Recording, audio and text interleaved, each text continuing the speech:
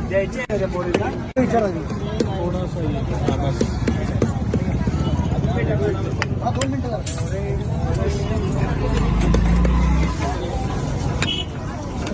हे कुठं आहे कुठं आरसा कुठं आरसा कुठं टाकला रे असं खाली तांबडा लागतं इथं बारीक गॅस मोठा हा बरोबर आता सध्या तशीच करायची काय समोर विचार करा काय सांगत नाही तुम्ही व्यवस्थित अरे आत्ता सांगितलं एक पाणीपुरी दे म्हणून असं हे नाही नाही करतो. हो ना ते कोणाची आहे? मुलींचे दोन दिले की हा झाले की मग झालं सगळं